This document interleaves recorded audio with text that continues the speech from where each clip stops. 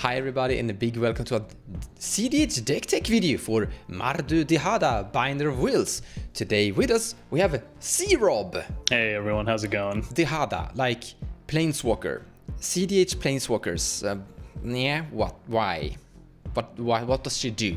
So Dihada, the most relevant ability you want to be looking at is the -3. -11, that's flavor text, it's some like lore implications or something, we don't care about that. So -3 is the bread and butter of this deck. Have you actually ever made -11 in any form of game? Like it might have happened. Never. Right. You want a -3 so often that you will never get close to 11. I see.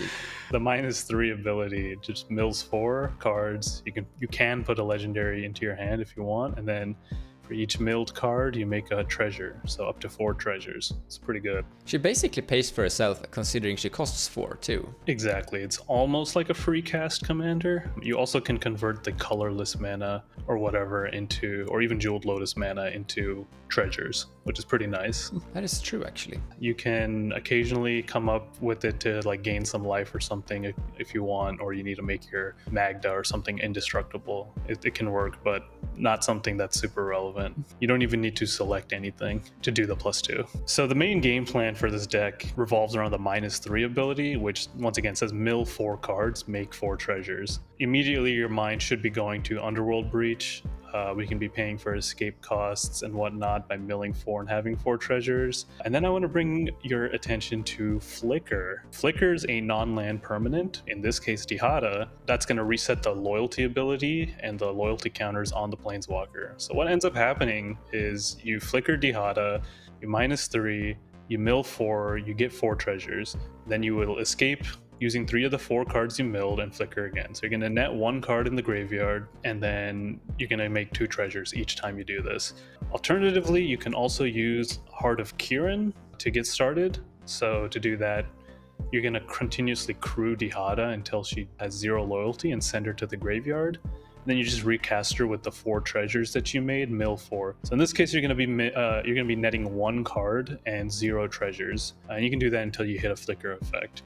Last alternative is you can also do it with Mayhem Devils. You can crack each treasure and do the damage to Dihada. The Heart of Kiran and the Mayhem Devils lines are just a way for you to find the flicker, and then you can start flickering and doing the thing. After that, if you just need to finish off your opponents, we got a lot of different ways to do that, namely Mayhem Devils is one of them. We have Twin Flame Dualcaster Mage as well, and then just like Praetor's Grasp or whatever you want to do. There's a lot of ways to kill your opponents after you've milled most of your deck out. So just something to keep in mind.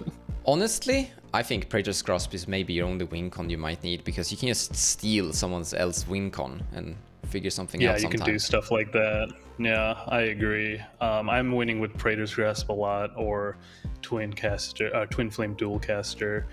Mayhem Devils is just like a pretty solid card in this deck, so you end up running it anyways. And you can do cool stuff like in a post-combat situation, you can strive Twin Flame onto Dualcaster and Mayhem Devils, and then make a bajillion Mayhem Devils and crack a treasure and kill everyone. So niche stuff you can be doing.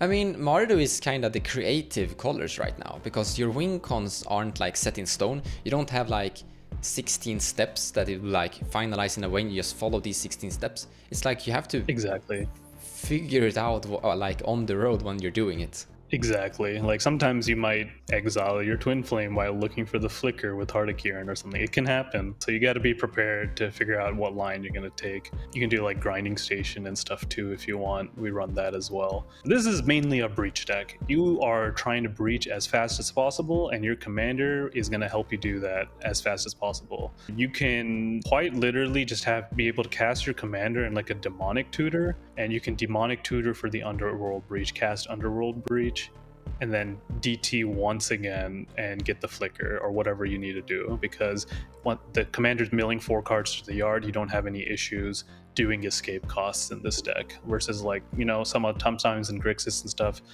you want to do like intuition lines or something and you can't, you don't have enough cards in graveyard, you will never have that problem in this deck. Another thing you can do in this deck with Dihada, you're making 4 treasures, so your mind should be going to Magda, who can sacrifice 5 treasures, and then you can go get your Wish Claw, Citadel, those things. I'm usually just getting Citadel, let's be honest here. Alternatively, when you mill with Dihada, you can pick up the Magda, she is legendary, or you can pick up the Bolas's Citadel. That card is also legendary, and then you'll net 3 treasures, and you can cast these cards pretty easily. A lot of games where I've just done turn 1 Magda, turn 2 Dihada into Bolas's Citadel. Definitely be on the lookout for things like that. And then yeah, we run all the cards to support Citadel. We have Sensei's Top, Necropotence. We aren't doing any Aether Flux things. You don't need it. You're just looking for Breach and you'll win. So. And obviously because you're on Bola Citadel, your Seam's ratio is already low, so Adnos feels like a perfect fit. Exactly. I mean, at the end of the day, your commander is making a lot of mana. On turn 2, I'm sitting there with like 8-9 mana. You can cast Nas, you can cast Citadel, it's super easy. So one other thing you can be doing, since this is such a heavy Breach deck, is we support Grinding Station, obviously. I think Grinding Station kind of fell out of the meta for some reason, I'm not sure why. It's pretty good here. If you're not able to do the Dihada things, you can go ahead and start doing Grinding Station loops with Mox Opal, Mana Crypt, Mana Positive Rocks. You don't even need to do that. You can do it like LED or something until you hit Mana Positive Rocks. And then just kind of go through the deck and find what you need to start winning with the Underworld Breach. Because a lot of the times I've actually been able to do Underworld Breach and Grinding Station. It's been no problem. Just today even, someone ran out a Manglehorn against me and I was able to win through it with the Grinding Station. So Question, isn't like your commander Dihada, as she's generating a lot of artifacts, giving you a lot of untapped triggers on the Grinding Station too?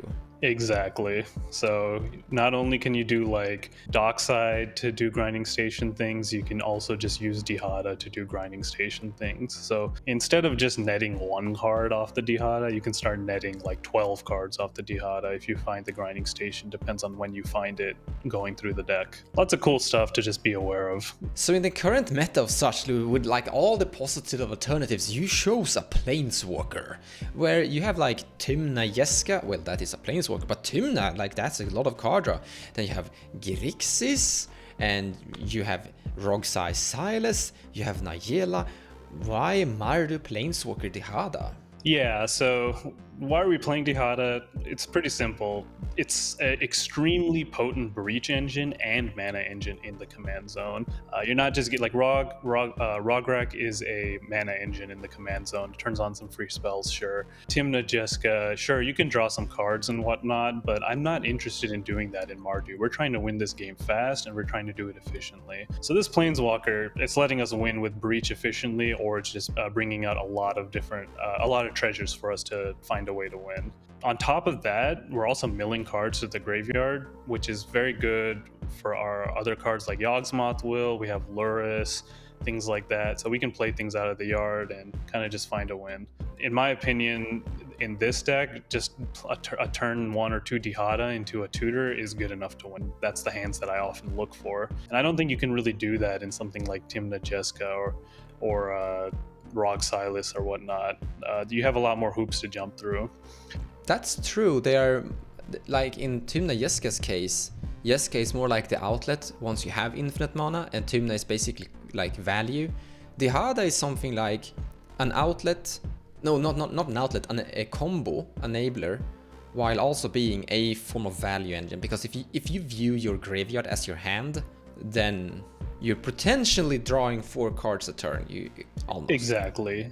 It's a pretty good engine. Like, you're making a lot of mana, you're milling your cards, and you're working with one of the best cards in the format, Underworld Breach. And then you have the Goblin Engineers too. Oh yeah, you sacrifice treasures and just put big artifacts into play. Exactly. I often get like a defense grid or a Wish Claw, and you can go from there. But how does she actually play? Like when you're going up against those decks and other decks in general, the like when you bring this to like tournaments and such, how does it flow? Like how does it feel? How it's fitting inside the metagame? So right now, feels like I'm preying on the metagame. And the reason I feel like that is everyone's really focused on kind of like stopping instants and sorceries on the stack. They're not really able to interact with planeswalkers or even enchantments or artifacts. So I cast my Dihada, there's like 3 spells that could counter it, and then I cast Underworld Breach, again there's like 3 spells that can counter it. It's also working really quickly, and you can get access to the white cards like Grand Abolishers, Silence. We play Defense Grid as well, Ranger Captain. So we just don't play into this game of kind of, oh, I'm going to play my rocks out, and then I'm going to wait. I'm going to draw some cards with my Timna or Rhystic Study or whatnot, and then try to go for the win. We don't buy into that standoff. Instead, we're just like, here's my commander. I have 8 mana or something on turn 2. I'm going for the win.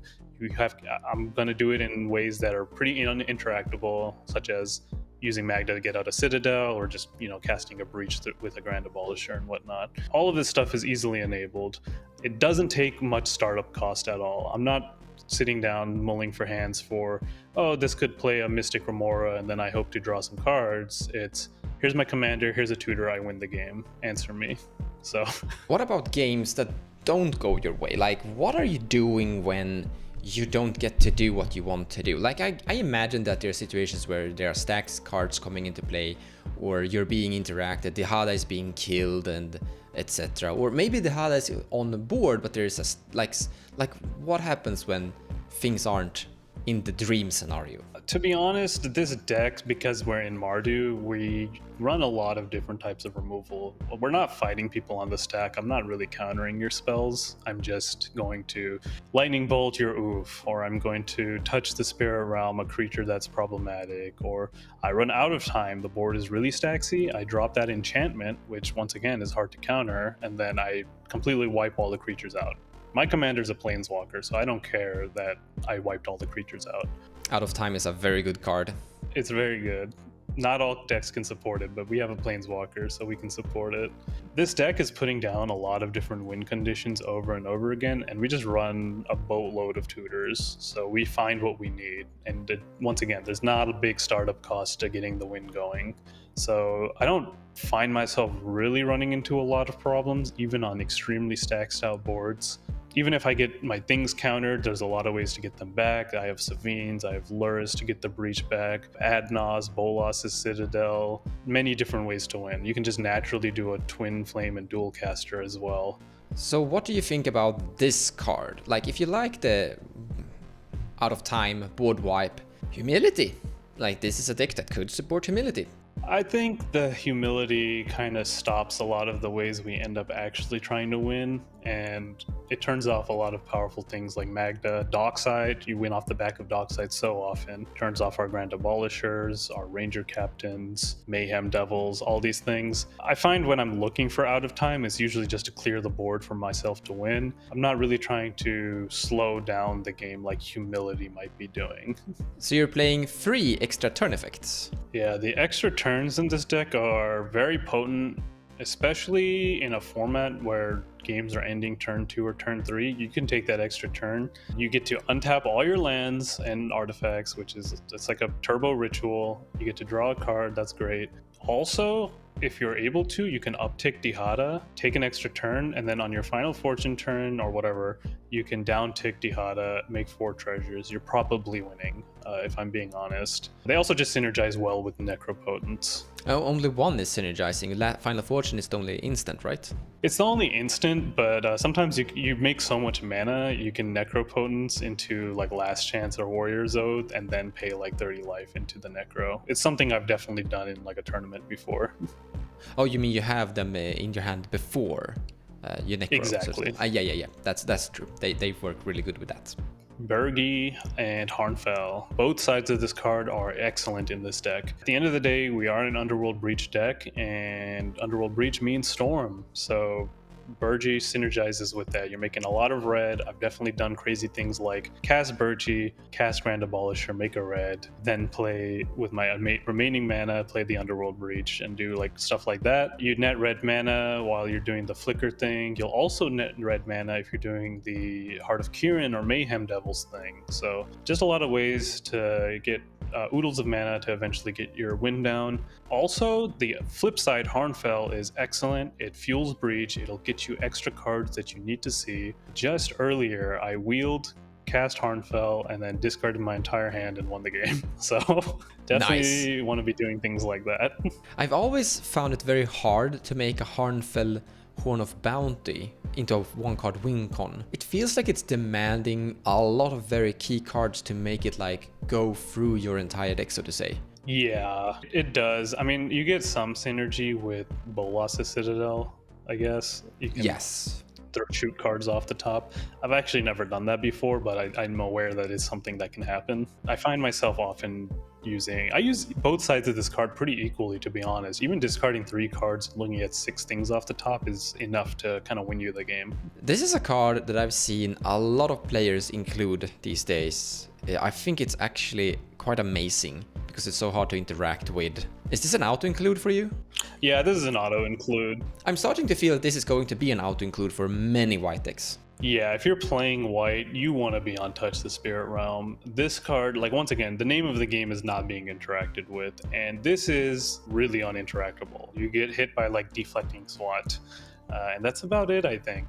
So the channel cost is very cheap. It's just 1 in a white. It's better than Otawara most of the time. And it's going to remove key stacks, pieces, or problematic things. You just channel, you get rid of the Dren at that end step, and then you can go and win on your turn. You can get it with an additional tutor in this deck, Enlightened Tutor. Enlightened Tutor actually grabs both this and Out of Time, so you get 1 additional tutor for any wipes or removal you need to get.